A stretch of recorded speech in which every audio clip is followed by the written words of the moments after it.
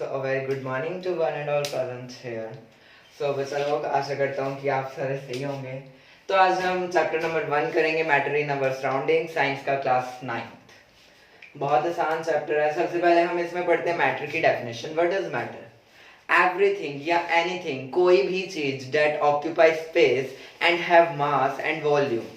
कोई भी ऐसी चीज जिसकी वॉल्यूम हो या उसका कोई मास हो या वो कोई जगह ले रही हो, जगह ले रही हो या वॉल्यूम हो, बात एक ही है, बस उसका मास भी होना चाहिए। अब आप मान सकते हैं मैं हूँ, आई एम ऑल्सो मैटर, मैं ऑब्वियसली बात है जगह ले रहा हूँ और मेरा मास भी है। ये ब्लैक बोर्ड है, ये फोन है आपके जिसमें आप मेरी वीडियो देख रहे हैं, बहुत सी चीजें, ये वॉल है, ये this is also called matter. Everything that surrounding us that is matter.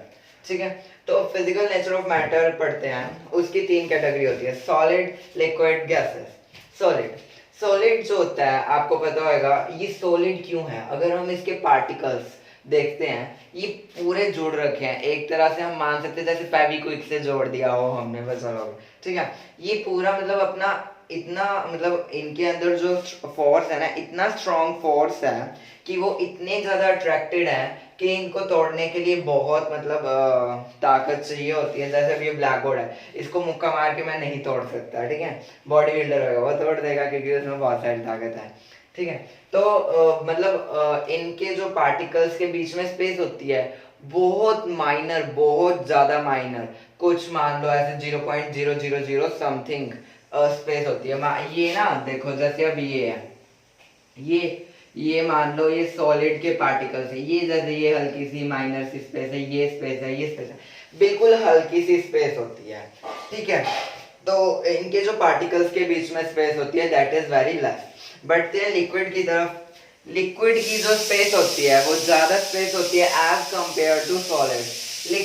क्या अगर मैं इसको छूऊं तो क्या मेरा हाथ इसके आर पार हो रहा है? नहीं। अगर एग्जाम्पल लेते हैं हम लिक्विड का, वाटर ले लो, आप एक गिलास में वाटर लो, अभी आप मेरी वीडियो के साथ एक्सपेरिमेंट करिए। एक गिलास में वाटर लो और उसमें अपना हाथ डिप करके देखो, या मग में वाटर लो, हाथ डिप करके देखो, क्या आपका हाथ वाटर के आर पार हो रहा है? बिल्कुल हो रहा है, because that is in particles of liquid very less space is there as compare to solid. अगर उसमें बहुत जो पार्टिकल्स के बीच का स्पेस है दैट इज मतलब बहुत ज्यादा है, जो स्पेस है लिक्विड के पार्टिकल्स के बीच में ज्यादा है थोड़ा as compare to solid, that is why. अब लिक्विड का देख लेते हैं, लिक्विड के ऐसे होंगे पार्टिकल्स, ये देखो, ये इतना गैप है, इतना गैप है, दैट इज नॉट, इनके बीच में स्ट्रॉन्ग फोर्स अट्रैक्शन बिल्कुल भी नहीं है। गैसेस की तरफ बढ़ते, गैसेस वेरी सिंपल। मैं ऑक्सीजन ले रहा हूँ यहाँ पे खड़ा खड़ा, जो कि नहीं दिख रही, दैट सबको पता है, तो वो एक तरह की गैस ही है ऑक्सीजन, जिसे कहते हैं हम O2। ठीक है, तो हम गैस ले रहे हैं, O2 ले रहे हैं। क्या अब इसके हम कोई भी अराउंड, हम मैं ऐसे हाथ मार रहा हूँ, क्या मेरे को कोई दिक्कत आ रही है? डेट मेरे को क्या कोई ऑब्स्टेकल फील हो रहा है कि मतलब मेरे को दिक्कत आ रही हो, कोई बीच में ऑब्स्टेकल आ रहा हो जिसके कारण मैं अपना हाथ ना घुमा पाऊँ? लिक्विड में अगर हम एक मतलब थोड़ा फोर्स लगाना पड़ता है, तो इसलिए लिक्विड के जो बीच स्पेसेस होते हैं वो ज्यादा होते हैं, और गैसेस के तो पार्टिकल्स होता है ऐसे घूम रहे होते हैं, ऐसे इतना इतना स्पेस होता है उनके बीच में। तो बढ़ते हैं अपने सॉलिड की तरफ। नेक्स्ट उसकी जो है कैरेक्टरिस्टिक, सॉलिड की कैरेक्टरिस्टिक क्या है? सॉलिड जो है उसके पार्टिकल्स पूरे फिक्स्ड हैं, पूरे जुड़े हुए हैं, जिसके कारण जो उनकी काइनेटिक एनर्जी है दैट इज वेरी लो। ठीक है, जो सॉलिड की काइनेटिक एनर्जी है वो बहुत ज्यादा लो है। काइनेटिक एनर्जी क्या होती है? अगर कोई पार्टिकल मूव कर रहा है अपनी एक स्पीड से, that is called kinetic energy. और काइनेटिक एनर्जी हाई कब होती है? अगर मान लो कोई हॉट ऑब्जेक्ट है, उसकी काइनेटिक एनर्जी हाई होती है, वो मैं बताता हूँ आपको कैसे। और जो लिक्विड है उसके पार्टिकल्स ऐसे फ्रीली मूविंग कर रहे होते हैं, और जो गैसेस है उसके तो पार्टिकल्स आपको पता ही है, ऐसे देखो, ऐसे बड़ी आराम से मूव कर रहे होते हैं, बहुत ज्यादा देख लो इसमें कितनी दूर दूर मूव कर रहे हैं। और लिक्विड्स में देख सकते हैं, और सॉलिड में पूरे फिक्स्ड हैं, मतलब वो उनके लिए हिलना बहुत ही मुश्किल होता है। ठीक है, तो अब मैंने आपको काइनेटिक एनर्जी के बारे में बताया, जो एनर्जी पार्टिकल को मूव करने में हेल्प करती है that is called kinetic energy.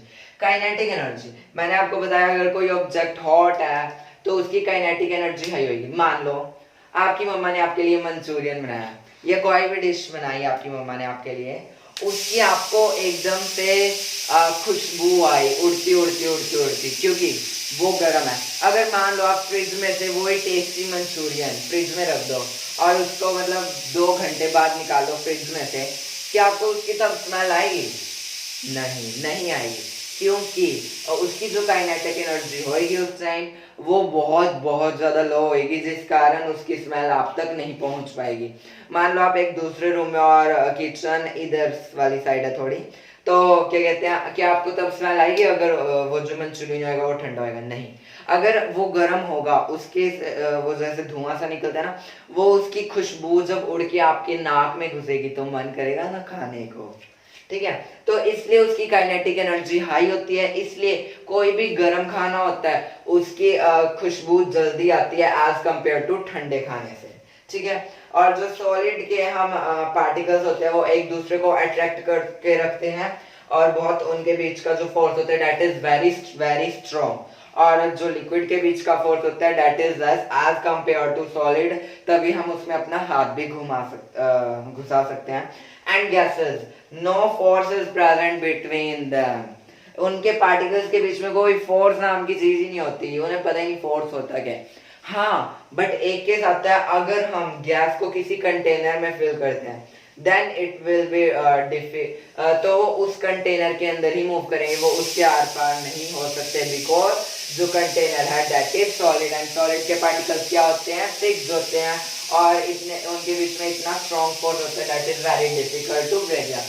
तो कुछ और आगे प्रॉपर्टीज बढ़ते हैं हम सॉलिड लिक्विड गैसेस की। सो बचा लो कि कुछ और कैरेक्टरिस्टिक्स हैं सॉलिड लिक्विड गैसेस के। क्या है मैं बता देता हूँ। सॉलिड जो है वो रिजिड होते हैं। रिजिड क्या होता है? रिजिड होता है एक हार्ड स्ट्रक्चर, ये सॉलिड है, हार्ड स्ट्रक्चर है। क्योंकि liquid less rigid, less rigid कहेंगे, नॉट रिजिड नहीं कहेंगे, लेस रिजिड क्यों कहेंगे?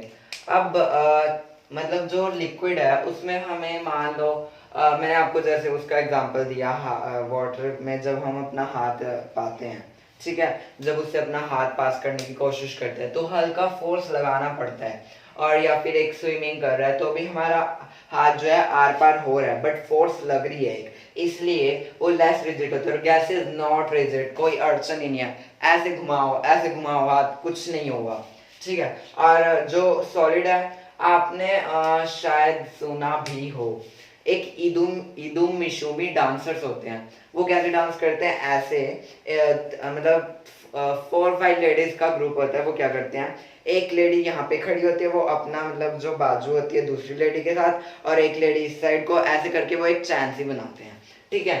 तो अब एक ऐसे मान लो, और एक मान लो 3 लोग हैं जो अपना ऐसे हाथ पकड़े हुए हैं एक दूसरे का वो, और एक मान लो कि ऐसे किसी ने अपनी फिंगर्स दूसरे के साथ टच की हुई है, ठीक है। तो अब मेरे को आप बताओ कि सॉलिड लिक्विड गैसेस, इन जो मैंने आपको तीनों एग्जांपल दिया है, इदुमिशुमी डांसर्स का और हाथ पकड़ने वाले लोगों का और फिंगर्स टच करने वाले लोगों का एक दूसरे के साथ, कौन सी सॉलिड है, कौन सी लिक्विड के पार्टिकल्स शो कर रहे हैं, कौन सी गैसेस के पार्टिकल्स शो कर रहे हैं? तो जो इदुमिशुमी डांसर्स है वो सॉलिड का शो कर रहे हैं, बिकॉज उन्हें अगर हम मतलब ऐसे हटाने की कोशिश करेंगे तो थोड़ा हमें फोर्स लगाना पड़ेगा। और अगर लिक्विड की बात करते हैं जिन्होंने अपने हैंड्स करे हैं तो उनको ज़्यादा आसानी होगी तोड़ने, और जो गैसेस है मतलब जिन्होंने अपनी फिंगर्स टच ऐसे करी हुई है उनको तोड़ना तो बहुत बहुत ज़्यादा आसान है। कुछ एग्जाम्पल देख लेते हैं। सॉलिड का chair, black board, wall, marker, phone, बहुत सारी चीज़ें हैं। लिक्विड का वाटर, नींबू पानी, और बहुत सारी चीज़ें हैं। वैसे लिक्विड में तो वाटरी टाइप चीज़ें आती हैं ज़्यादातर। और गैसेस का देख लेते हैं। Oxygen, carbon dioxide, carbon monoxide, और हीलियम एंड हाइड्रोजन गैस, और भी बहुत सारी गैसेस हैं, नाइट्रोजन, ठीक है। तो अब बढ़ते हैं हम अपने क्वेश्चंस की तरफ, जो कुछ ब्लू क्वेश्चंस यानी कि सेट क्वेश्चंस गिवन है अपनी बुक में, ठीक है।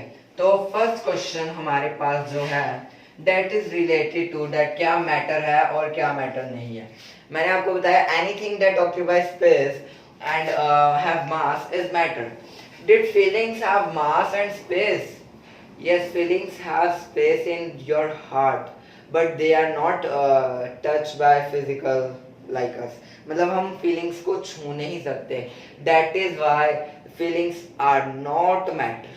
तो क्वेश्चन देख लेते हैं अपना। फर्स्ट क्वेश्चन है जो हमारा वो है, क्या चेयर मैटर है? यस, मैं यहाँ पे मैटर्स के नाम लिख रहा हूँ जो जो मैटर है। क्या लव मैटर, एयर मैटर है? यस। लव मैटर है? नो। स्मेल मैटर है? No. Hate? No. Almonds, almonds यानी कि बादाम? Yes it is. और थॉट? नहीं। कोल्ड? कोल्ड नहीं, कोल्ड भी नहीं है, कोल्ड ड्रिंक है, ठीक है। Smell of perfume? Yes it is matter.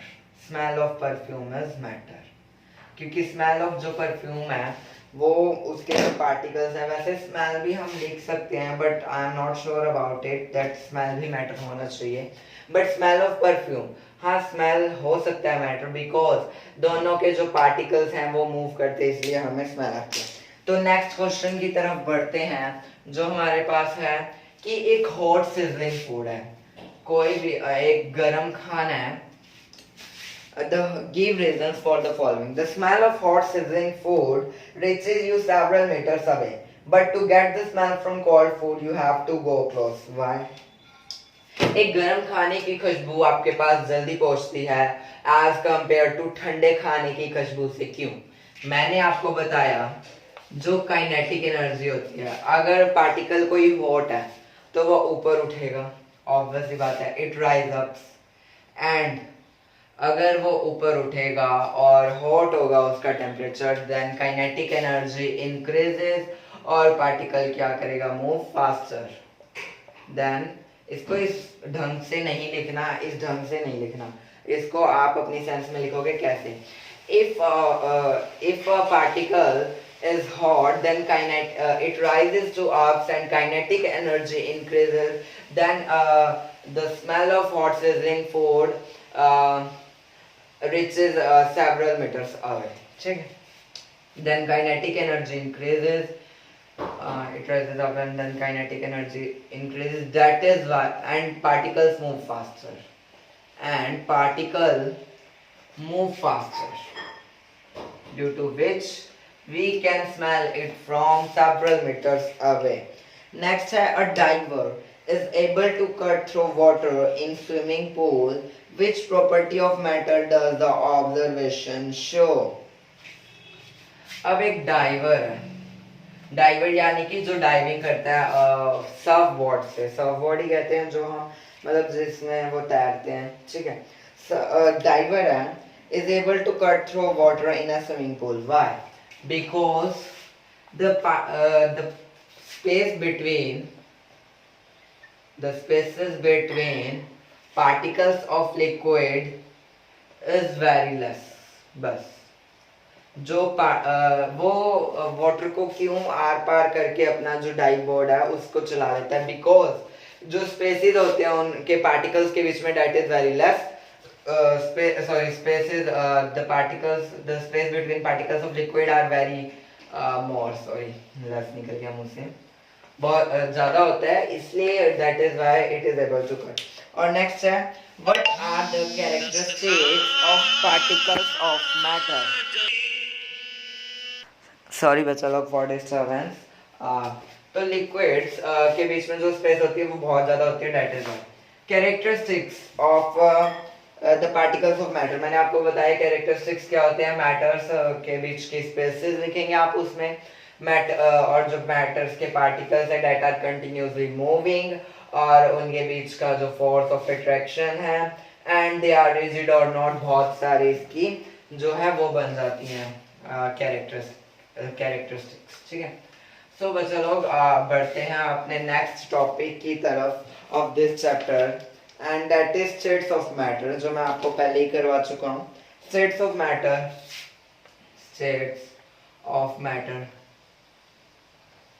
solid, liquid and gas, ठीक है। मैंने आपको बताया सॉलिड के पार्टिकल्स के बीच जो अट्रैक्शन होती है that is very much, और जो उनके बीच का स्पेस होता है that is very मतलब less space, और क्या लिख सकते हैं हम इसमें कि मोर लेस स्पेस और मोर अट्रैक्शन, ठीक है। और लिक्विड के बीच मोर स्पेस लेस अट्रैक्शन, ठीक है। और ये रिजिड होते हैं, दैट इज लेस रिजिड होते हैं, और वो रिजिड ही नहीं होते। More space as compare to liquids, more space as compare to liquid, ठीक है।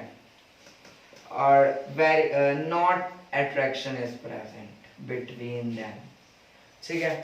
और रिजिड, लेस रिजिड, और इसका लिखेंगे नॉट रिजिड, ठीक है बच्चा लोग। बहुत आसान है ये, मैंने आप बता चुका हूँ मैं आपको पहले ही। हाँ, मैं आपको एक और चीज बताता हूँ जो कुछ इंपॉर्टेंट पॉइंट्स है सॉलिड के, ठीक है। स्पॉन्ज, स्पंज, स्पंज आपने देखा होगा, डेटर जो आराम से प्रेस हो जाता है। एक क्वेश्चन बहुत आता है कि जो स्पंज है वो आराम से, why sponge have compressibility. Compressibility का मतलब होता है दबाव आके उसका साइज छोटा कर देना, कंप्रेसिबल या कंप्रेसिबिलिटी, ठीक है। जो स्पॉन्ज है उसके बीच में अब स्मॉल होल्स प्रेजेंट होते हैं। मान लो ये स्पॉन्ज है, ठीक है, ये स्पॉन्ज, स्पंज है, ठीक है। स्पॉन्ज, स्पॉन्ज कर रहा हूँ, स्पंज होता है ये, ठीक है। ये स्पंज है, इसके बीच में ये स्मॉल स्मॉल होल्स प्रेजेंट है कि नहीं है, होते हैं। अब ये ऐसे ही पड़ा है, इसका साइज थोड़ा बड़ा है, वाई इसके अंदर जो एयर है ये प्रेजेंट हो गई है, ठीक है। और ऐसे मैंने स्पॉन्ज को एकदम से दबाया, इसका साइज छोटा हो गया, बिकॉज ये जो एयर है ये बाहर निकल गई। Very simple concept is given. और कोई क्वेश्चन है? हाँ, कि एक क्वेश्चन आता है कि जो जैसे अब शुगर्स वगैरह है, why sugar take the shapes of container, because sugar जो होती है वो मतलब जिस जैसे भी शेप के कंटेनर में डालते तो शुगर वैसी शेप में क्यों जाती है, मतलब शुगर के जो शुगर होती है छोटे छोटे उसके वो नहीं होते, वो ऐसी स्पेस में मतलब हो जाती है कि वो वैसे ही रहेगी, ठीक है। क्यों जाती है? बिकॉज जो शुगर है उसके पास अपना मतलब सॉलिड है कि उसके पास अपनी शेप्स एंड साइज है कि नहीं है, तो उसकी शेप्स एंड साइज को कोई फर्क नहीं पड़ता, सिर्फ फर्क पड़ता है कि वो मतलब किस हिसाब से उसको उसके अंदर डाला गया। मान लो अब गोल कंटेनर है, उसके अंदर डाला तो वो सारी गोल गोल हो जाएगी due to shape of container, और अगर एक स्क्वायर में है कंटेनर उसके अंदर डालेंगे तो वो सारा स्क्वायर में हो जाएगा। दैट इज द पॉइंट, ठीक है। तो बच्चा लोग अब हम पढ़ते हैं नेक्स्ट कंसेप्ट। सो बच्चा लोग अब एक और क्वेश्चन आता है that is related to rubber band. Rubber band को जब हम खींचते हैं तो उसका साइज जो है वो एक्सटेंड क्यों जाता है? बिकॉज अगर हम उस पर फोर्स लगा रहे हैं तो वो एक्सटेंड हो रहा है उसका साइज, बट उसका शेप पे कोई फर्क नहीं पड़ेगा, वो बिल्कुल थोड़ा सा मतलब वो थोड़ा बड़ा हो जाएगा, उसका जो रेडियस होगा वो थोड़ा बड़ा हो जाएगा, बिल्कुल माइनर सा, जैसे 0.2 सेंटीमीटर या समथिंग एल्स, ठीक है, बिल्कुल थोड़ा सा फर्क पड़ेगा। और अगर हम उस पर और ज्यादा एक्सेसिव फोर्स लगाएंगे then it will be break it, ठीक है, तो ये टूट जाएगा। तो लिक्विड स्टेट में आपको बता चुका हूँ। क्या आपने कभी सोचा है कि जो एक्वाटिक एनिमल्स हैं वो ऑक्सीजन लेते हैं, बट वाई कि उनको ऑक्सीजन मिलती कैसे है? मैं आपको बताता हूँ। आप सभी ने मतलब अब तक पढ़ा होगा कि वाटर का फॉर्मूला क्या होता है, H2O, होता है कि नहीं होता? वो जो पानी में घुली हुई पानी में घुली हुई ऑक्सीजन जो होती है वो उन्हें यूज करते हैं। दैट इज वाई अगर हम जैसे मछली है, मछली को हम बाहर निकाल देंगे ना तो क्या कहते हैं वो ऐसे तड़पती है, मर जाती है, बिकॉज जो O2 होता है दैट इज वेरी उसके लिए बहुत ज़्यादा है, इसलिए क्या कहते हैं जो वो पानी में मिली हुई ऑक्सीजन को ही यूज करते हैं, ठीक है। तो अब नेक्स्ट हम करते हैं गैस। गैस की स्टेट करते हैं, गैसियस। क्या आपने कभी देखा है कि एक बंदा बैलून बेच रहा होता है और वो एक ही सिलेंडर से इतने सारे जो क्या कहते हैं मतलब गैस इतने सारे बैलून्स भर देता है? Why? How should be it possible? Because अगर मान लो ये एक कंटेनर है, मान लो ये सिलेंडर ही है, ठीक है, ये ऐसे है, मेरी ड्राइंग इतनी अच्छी नहीं है, ठीक है, पर चलो ये इसकी जो नोब होती है ऊपर की ये है, ठीक है, ये सिलेंडर है, ठीक है। तो अब मेरे को एक बात बताओ कि वो इस सिलेंडर में मतलब अगर देखा जाए तो बहुत मतलब इस सिलेंडर से इतने सारे बैलून्स कैसे भर देता है, हाउ? क्योंकि जो मैंने आपको बताया कि जो पार्टिकल्स होते हैं गैसेस के, दैट इज फ्रीली मूविंग, ठीक है। अगर हम इसको भर देंगे मतलब बहुत ज्यादा भर देंगे तो इसमें मतलब पार्टिकल्स जो है वो इसमें मतलब फिक्स हो जाएंगे, कोई दिक्कत नहीं आएगी, ठीक है बच्चा लोग। तो इसलिए जो वो बैलून वाला होता है वो एक सिलेंडर से इतनी सारी गैसेस भर देता है। जो हमारे घर में होती है उसमें पता है कौन सी गैस होती है? उसमें एलपीजी होती है और सीएनजी गैस जो होती है that is use for fuels. जैसे अब ऑटोज आने लगे हैं सीएनजी की, वो फ्यूल्स के लिए यूज होती है, ठीक है बच्चा लोग। तो गैसियस स्टेट अगर कोई कंटेनर है हम उसमें बहुत सारी गैस भर सकते हैं, ठीक है, क्योंकि the particles of gases are freely moving and there is no force of attraction between them. So बढ़ते हैं अपने नेक्स्ट टॉपिक की तरफ। नेक्स्ट टॉपिक से पहले हमारे पास कुछ क्वेश्चंस हैं, वो देख लेते हैं एक बार। The mass per unit density का फॉर्मूला दिया हुआ है, arrange the following in increasing density. Density density density density का फॉर्मूला क्या होता है? मास अपॉन वॉल्यूम, यस, ठीक है, ठीक है। तो अब डेंसिटी देख लेते हैं किसकी ज्यादा है। सबसे ज्यादा density air exhaust from chimneys, sorry air air होता है एक, एग्जॉस्ट फ्रॉम चिमनीज जो धुआं निकलता है, Honey, water, Chowk, cotton and iron. तो सबसे ज्यादा डेंसिटी किसकी होगी? Exhaust from chimneys. Exhaust first पे आता है डेंसिटी एग्जॉस्ट फ्रॉम चिमनीज, ठीक है। अब एक बात बताता हूँ मैं आपको, अगर डेंसिटी जो है अगर मास ज्यादा होगा उसका तो डेंसिटी भी ज्यादा होगी। तो जो एग्जॉस्ट होता है चिमनीज का वो बहुत कम होता है, दैट इज वाई जो मतलब उसका वेट बहुत कम होता है, दैट इज उसकी डेंसिटी भी बहुत कम होती है। इंक्रीजिंग ऑर्डर में बोले तो एयर सेकंड पे, थर्ड पे हमारे पास आता है वाटर, देन उसके बाद हनी, देन उसके बाद चौक, हाँ नहीं, हनी और कॉटन, हाँ हनी और कॉटन, हनी हनी हनी हनी। पहले कॉटन आएगा, पहले कॉटन देन हनी, देन उसके बाद आएगा हमारे पास सिक्स्थ आयरन, एक रह गया सॉरी ये सेवंथ और सिक्स्थ हमारे पास चौक, ठीक है। तो tabulate the difference between characteristics of sets of matter. मैं आपको बहुत सारे पहले ही डिफरेंसेस बता चुका हूँ, आप वो बना सकते हैं खुद ही। और दूसरी बात क्या कहते हैं हम और क्या कर सकते हैं और क्या कर, और नेक्स्ट क्वेश्चन है rigidity compressibility, comment upon the following. Rigidity, compressibility, fluidity, filling the gas container, shape, kinetic energy and density. एक बार इन सबकी डेफिनेशंस लिखनी है और कुछ नहीं है। और give reasons, a gas fills completely the vessel in which it is kept। जो गैस है वो कैसे फिल कम्प्लीटली हो जाती है जो वेसल जो कंटेनर में हम भरते हैं, बिकॉज उसके जो पार्टिकल्स होते हैं दैट इज फ्रीली मूविंग। क्या होते हैं वो? फ्रीली मूविंग, इसलिए वो आराम से भरी जा सकती है। A gas exerts pressure on the walls of container, yes, अगर हम गैस को भरेंगे वो फ्रीली मूविंग होते हैं और वो बाहर जाने की कोशिश करते हैं, जिससे वो जो कंटेनर की वॉल्स होती है उसमें बहुत ज़्यादा फोर्स लगाते हैं।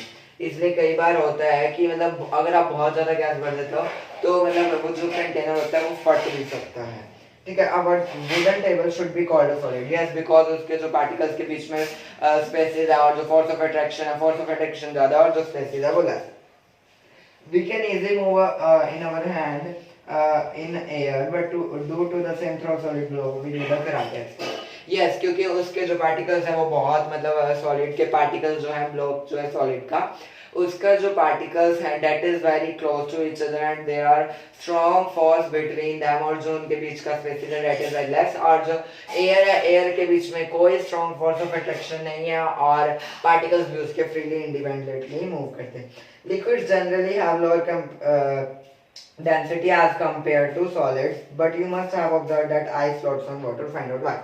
आइस को कहते हैं हम ड्राई आइस, वो वाटर भी कंटेन करती है, ठीक है, और सॉलिड भी है उसमें।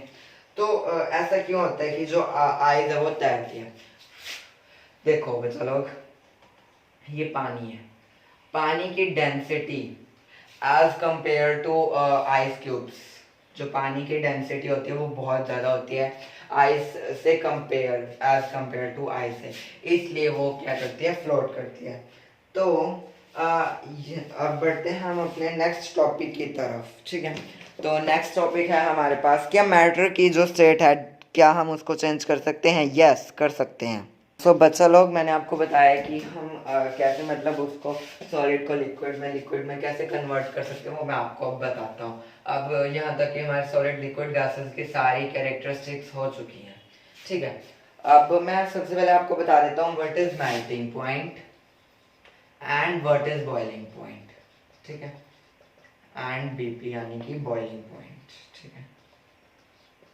बॉइलिंग पॉइंट, मेल्टिंग पॉइंट क्या होता है? मेल्टिंग पॉइंट होता है अगर कोई मान लो आइस है, आइस को हमने आइस को हमने पानी की स्टेट में चेंज किया, सिर्फ चेंज करा, वो एक जब पानी की स्टेट में चेंज हो जाती है एकदम से, तो that is called melting point. और बॉइलिंग पॉइंट क्या होता है? जब वो चेंज हो चुकी है और उसके बाद वो जो कहते हैं ना, पानी को उबाल दो, जैसे बोलते हैं दूध को उबाल दो, तो वो जो उबाल आना शुरू हो जाता है पानी में, that is called boiling point. This all, ये दोनों बहुत कब होते हैं, डन होते हैं एट द एटमॉस्फेरिक प्रेशर पे होते हैं ये, ठीक है। तो अब मैं आपको और बता देता हूँ इनके बारे में कि अब मैंने आपको एग्जांपल दिया कि पानी को जब हम मतलब सॉरी आइस को जब हम पानी में कन्वर्ट करते हैं, ये एक हमने मान लो बीकर लिया, दिस इज बीकर, ये एक वो जो जाली सी होती है बर्नर के ऊपर, ठीक है, दैट दिस इज बर्नर। हाँ मान लो ये एक बर्नर है, ठीक है, जो गोल सा होता है, ये बर्नर है, ठीक है, ये इसकी पाइप कनेक्टेड है सिलेंडर से, ये सिलेंडर है, ठीक है। इसके बीच में हमने क्या पाई? आइस, आइस, ठीक है। इस जो ये गैस जल रही है जिससे ये जो आग है, इसने इस बीकर के अंदर जो आइस है इसको वाटर में कन्वर्ट कर दिया, सिर्फ अभी कन्वर्ट करा। और जब आप जैसे ही आप देखोगे कि वाटर एकदम से कन्वर्ट हो गया है, आप उस वाटर को ना हाथ लगा के देखना, हाथ लगा के देखना, वो पानी ठंडा होगा। वाई? क्योंकि जो उनके बीच का बॉन्ड्स प्रेजेंट होते हैं, बॉन्ड्स मतलब जिससे वो आइस बनी है, जैसे ये पार्टिकल्स है, वो सिर्फ अभी उन्हें ब्रेक कर दिया, ऐसे ब्रेक कर दिया, और वो उनका भी टेम्परेचर चेंज नहीं होता, वो पार्टिकल्स के बीच में जो होती है फोर्स ऑफ अट्रैक्शन होती है वो तोड़ देती है, और उनके जो पार्टिकल्स होते हैं उनको मतलब दूर दूर कर देती है, स्पेस कर देती है उसमें, ठीक है। तो उसके सिर्फ बॉन्ड जो होते हैं वो ब्रेक करता है, ठीक है। तो इसको हम क्या नाम देंगे? Latent heat, latent heat. Latent word का मतलब क्या होता है यहाँ पे? हिडन, यानी कि हिडन हीट। हिडन हीट हम किस चीज को कहेंगे? जो हीट ने इस आइस के बॉन्ड को ब्रेक करा, बट जो पानी का टेम्परेचर है वो क्या है? ठंडा ही है, ठीक है। तो अब मैं आपको कुछ बता देता हूँ, ये था एक छोटा सा कंसेप्ट, बस चैप्टर थोड़ा सा ही रह गया है। मैं आपको कुछ बता देता हूँ, एक सॉलिड स्टेट,